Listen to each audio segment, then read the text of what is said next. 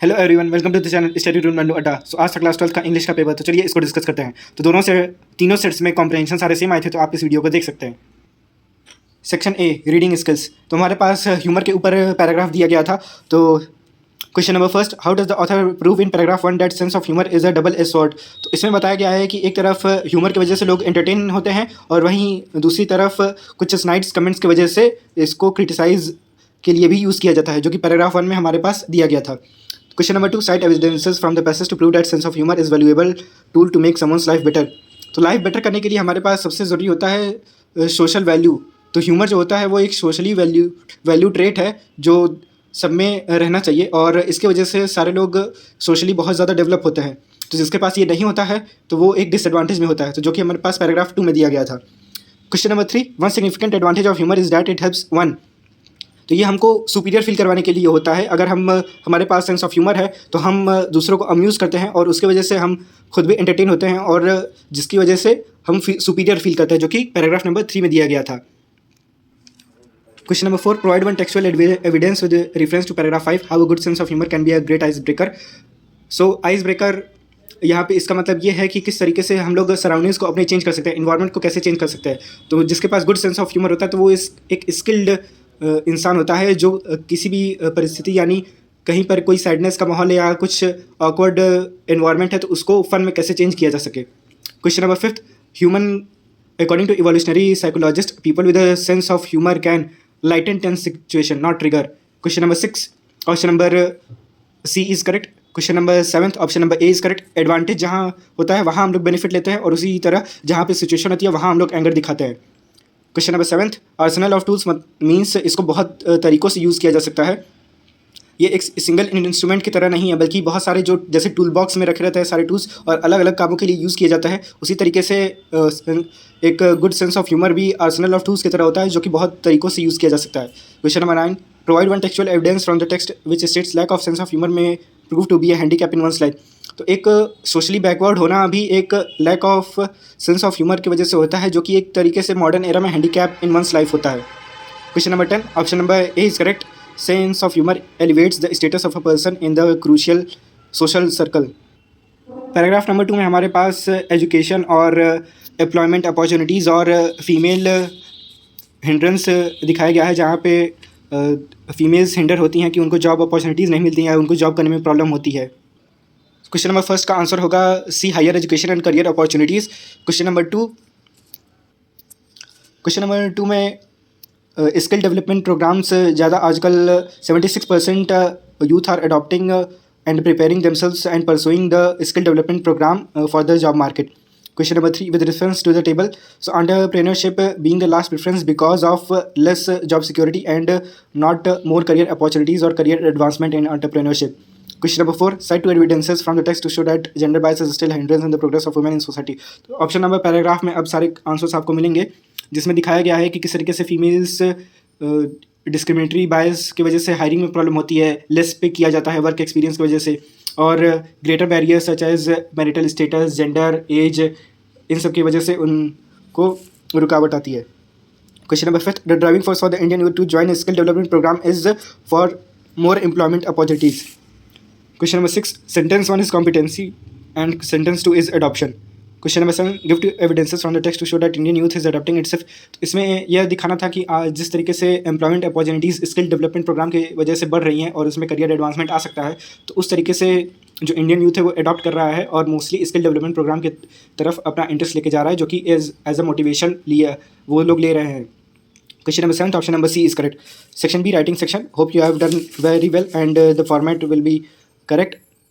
Section C, literature. Question number 7th A. So in the first question, the option A will be correct because here for the roadside stand owners, the first line represents the good news, because in the news it is given that all these pitiful keen means दयनीय लोगों के लिए यह news थी, जो कि good news थी कि उन लोगों को शहर में रखा जाएगा और थिएटर और स्टोर के पास बहुत पास रखा जाएगा। Question number 2, option number A is correct. Question number 3, sued out of their wits means उनको किसी भी लायक ना छोड़ना, मतलब उनको उस हाल में छोड़ दिया गया था कि वो बहुत आलसी हो जाए और उनको ज़्यादा काम ना करना पड़े, जिसकी वजह से बहुत सारे वादे किए गए थे और उसके बाद उनके बारे में कुछ नहीं किया गया। Question number 4, they won't have to think for themselves. इसमें आयरनी ये है कि इसमें बताया गया है कि उन लोगों को अपने बारे में नहीं सोचना पड़ेगा, जबकि इसका उल्टा था, उनको खुद के बारे में सोचना था, उन लोगों की लाइवलीहुड कैसे चल पाएगी इसके बारे में सोचना था उनको। Question number 5, the poet uses the expression greedy good doers to criticize the intention of the powerful people. The tone of the poet in the above extract is he is in anger, he is criticizing the intention of the bad people and how the urban people and the flow of money in urban areas is going, but for the roadside peoples it is very difficult to just have the money in their hands.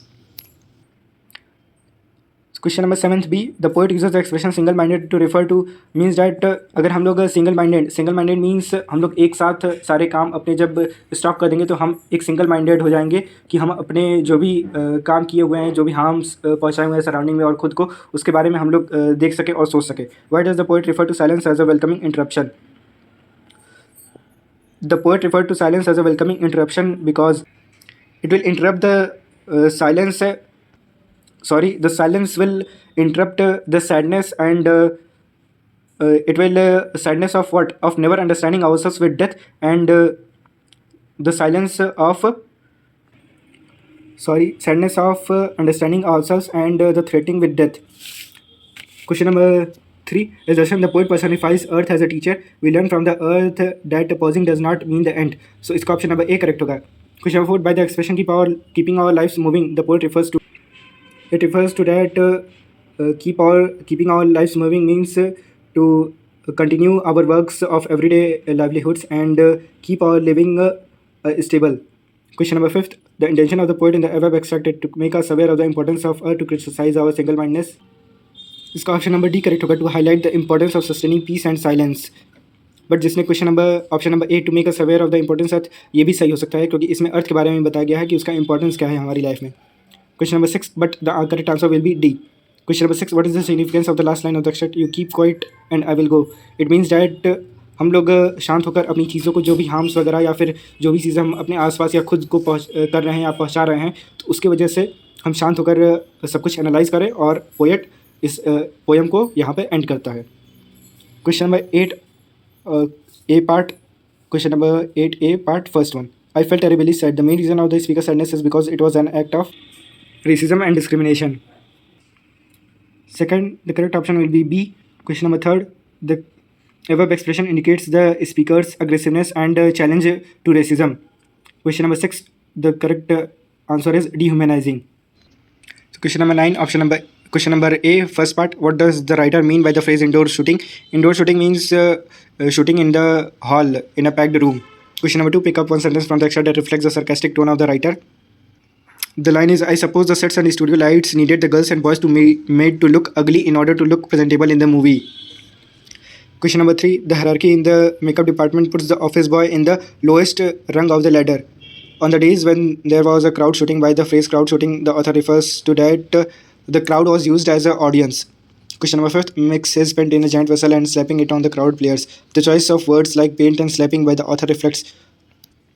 The correct option is C, author's sarcastic and humorous writing style. Question number 6, what does the following line extract showcase? A strict hierarchy was maintained in the makeup department. Option number B is correct. B part, question number 1, the correct option is regretful. Question number 2, the correct option is C, source of distraction from learning.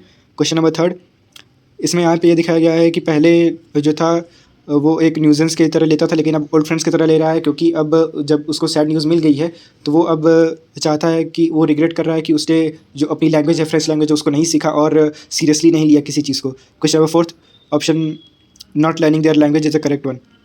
What is inferred from the expression the country that was theirs no more? Means the Prussia captured France and now the German language will be taught in the schools of France.